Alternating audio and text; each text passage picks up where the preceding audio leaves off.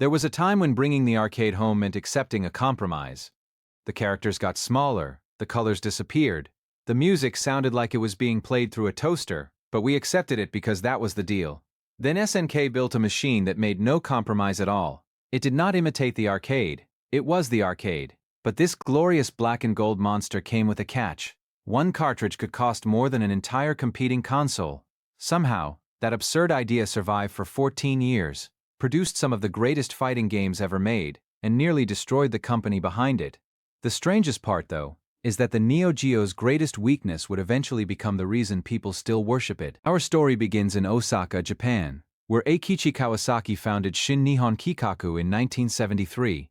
The name meant New Japan Project, which sounds less like a game company and more like a secret plan involving robots. By the late 1970s, the company was developing arcade games, but in 1981 it shortened its name to SNK and began expanding internationally. Early releases such as Vanguard, released in 1981, gave SNK a foothold, while Ikari Warriors became a major hit in 1986. Its rotary joystick let players move in one direction while firing in another, which was brilliant, slightly awkward, and guaranteed to turn your hands into claws after a long session. SNK followed with games such as Athena, Psycho Soldier, and Guerrilla War, but making successful arcade games was only half the battle. Arcade operators faced a frustrating problem. Every new game often required a dedicated circuit board, so replacing an unpopular title meant opening the cabinet, removing expensive hardware, rewiring components, and hoping the new game earned enough quarters to justify the headache. SNK saw the opportunity. Instead of selling another disposable board, it could create one standardized platform that accepted interchangeable cartridges. So, on January 31, 1990, SNK introduced the Neo Geo multi-video system, better known as the MVS. The concept was wonderfully simple. An arcade owner could buy one cabinet and swap games using chunky ROM cartridges. MVS motherboards came in 1-slot, 2-slot, 4-slot, and 6-slot configurations, allowing a single cabinet to offer multiple titles. Players selected a game from a menu, operators rotated unpopular software out in minutes, and SNK could sell new cartridges without selling entirely new machines. It was not the first interchangeable arcade system, but its execution was exceptionally slick. The red cabinets were impossible to miss, especially when a 4-slot machine displayed Fatal Fury, Samurai Shodown, Metal Slug, and King of Fighters side by side. That was not an arcade cabinet. That was a reg refrigerator filled with happiness. Inside, the Neo Geo used a 16-bit Motorola 68000 CPU running at 12 MHz, supported by an 8-bit Zilog Z80 for audio duties. Its custom graphics hardware could display up to 4096 colors from a palette of 65,536, while handling enormous animated sprites without relying on conventional tile-based backgrounds in quite the same way as its home console rivals. The result was a very specific Neo Geo look. Huge characters, rich colors, dramatic scaling tricks and animation frames poured onto the screen like SNK had discovered an illegal reserve of RAM. But SNK had an even crazier idea. The company created a home version called the Advanced Entertainment System, or AES. At first it was available through rental programs in Japan, aimed at hotels and wealthy customers, but demand was strong, so SNK released it commercially in 1990 in Japan and in 1991 across North America. Here was the pitch: the exact arcade hardware, sitting under your television. Not close. Not inspired by. Exact. The AES and MVS used essentially the same architecture, so developers did not need to squeeze arcade games into weaker hardware. The home cartridges contained the same game data, with small regional and mode differences controlled by the system BIOS. Insert an AES cartridge, grab that enormous arcade-style controller, and suddenly your living room smelled emotionally like cigarette smoke, carpet cleaner, and unattended children. The slogan said it all: bigger, badder, better. But bigger, badder, and better was bloody expensive. The Neo Geo AES launched in North America at roughly $649, with some packages varying by retailer, and included games. Adjusted for inflation, that is well over $1,500 today. Individual games commonly sold for around $200, while later releases could climb beyond $300.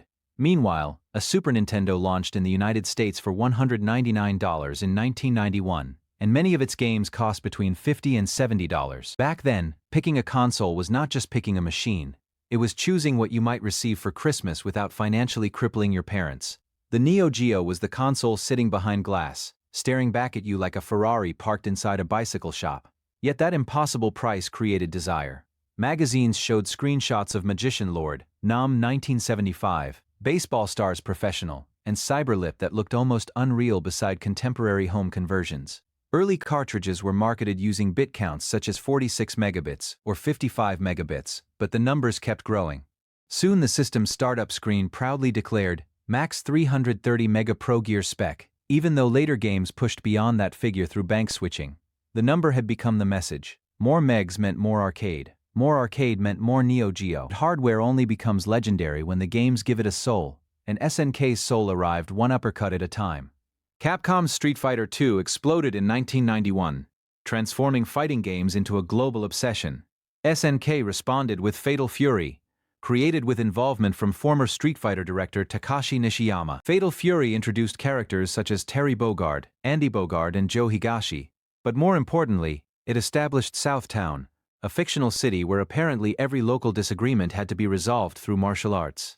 Art of Fighting followed in 1992 with massive character sprites, visible facial damage, and a spirit gauge that forced players to manage special moves. Samurai Shodown arrived in 1993, replacing fists with blades and cheerful martial arts tournaments with the constant possibility of being cut in half. Its weapon clashes, atmospheric music, and feudal setting made it feel dangerous in a way few fighters did. But SNK's masterstroke came in 1994. The King of Fighters 94 combined characters from Fatal Fury, Art of Fighting, Ikari Warriors, and Psycho Soldier into three-person teams. Today, shared universes are everywhere, but back then this felt enormous. It was the arcade equivalent of smashing your toy boxes together and discovering the characters actually belonged in the same story. Annual sequels followed, each changing mechanics, teams, backgrounds, and balance. The King of Fighters 98 became a fan favorite, while KOF 2002 later delivered another beloved dream match. Were these games always balanced? Absolutely not. Sometimes SNK balance felt like handing one player a sword and the other player a strongly worded letter. But they had personality. The Neo Geo also became home to Garou, Mark of the Wolves, The Last Blade, Blazing Star, Polestar, Shock Troopers, Windjammers, Neo Turf Masters, and one series that may define the hardware better than anything else, Metal Slug. Released in 1996 and developed by Nazca Corporation, Metal Slug turned the run-and-gun formula into hand-drawn chaos. Soldiers screamed, tanks bounced, buildings collapsed, prisoners saluted, and tiny animation details appeared in places most players would never stop long enough to notice. I still find it nearly impossible to walk past a Metal Slug cabinet without playing. You hear that announcer shout, "Heavy machine gun," and suddenly the next 10 minutes no longer belong to you. So the MVS thrived in arcades, but the AES remained a luxury niche. SNK needed a cheaper route into living rooms, and by the mid-1990s the solution seemed obvious. Put the games on compact discs. The Neo Geo CD launched in Japan in September 1994, followed by international releases. It offered the same core hardware and beautifully arranged CD-quality soundtracks, while games became dramatically cheaper to manufacture and buy. On paper, it was the Neo Geo for ordinary humans. But there was one small problem. The loading times were brutal. The original front-loading and later top-loading models used a single-speed CD-ROM drive. Fighting games repeatedly loaded between matches, rounds, and sometimes character changes. You could select a fighter, make a sandwich, reconsider your career, return to university, and arrive just in time for round 1. Later games became larger, so the pauses became increasingly painful.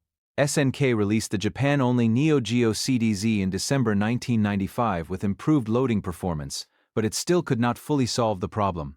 Worse, the industry was moving rapidly into 3D. Sony's PlayStation and Sega's Saturn offered cheaper hardware, affordable discs, and flashy polygonal experiences. The Neo Geo remained magnificent at 2D, but consumers were being told that 3D was the future, even when those early polygons looked like angry furniture. SNK tried to diversify. Neo Geo Pocket launched in 1998, but its monochrome screen struggled against Nintendo's Game Boy Color. So SNK replaced it with the Neo Geo Pocket Color in 1999. It was a genuinely lovely handheld, with a precise clicky micro-switched stick, and excellent games such as SNK vs. Capcom, Match of the Millennium, Card Fighters Clash, and Sonic the Hedgehog Pocket Adventure. But good hardware does not guarantee good timing. Nintendo controlled retail shelves, Pokémon controlled children's minds, and Sega's withdrawal from the handheld market weakened support. Roughly 2 million Neo Geo Pocket and Pocket Color systems were sold worldwide, although sales numbers from this era are really iffy. The writing was on the wall. SNK also invested heavily in ambitious arcade projects and amusement venues while the market shifted. Financial pressure mounted, so founder Eikichi Kawasaki sold the company to Aruze in 2000. But the situation deteriorated. SNK closed its American operations, and the original company filed for bankruptcy in 2001. That should have been the end. But remember the Neo Geo's greatest weakness, that absurd refusal to move on? It became its salvation. Before SNK collapsed, Kawasaki founded Playmore and secured intellectual property through a series of transactions. Playmore acquired SNK's assets and eventually became SNK Playmore in 2003, later returning to the name SNK. The company survived because its characters, games, and fiercely loyal audience still had value. More remarkably, official Neo Geo software continued. The AES and MVS received releases long after their 16-bit contemporaries had disappeared. Samurai Shodown Vi Special arrived in 2004, marking the end of official Neo Geo game production. From the MVS launch in 1990 to that final release, the platform had lasted 14 years.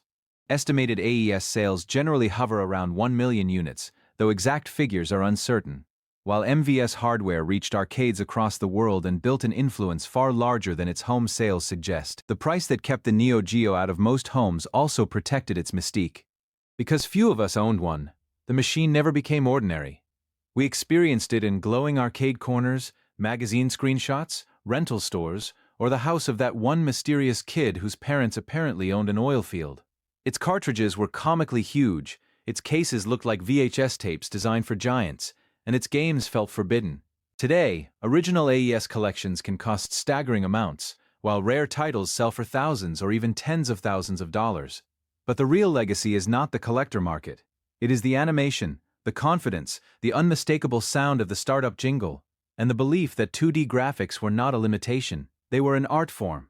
The Neo Geo promised the arcade at home, charged the price of a small moon landing, survived corporate collapse, and became more beloved because most of us could never have it.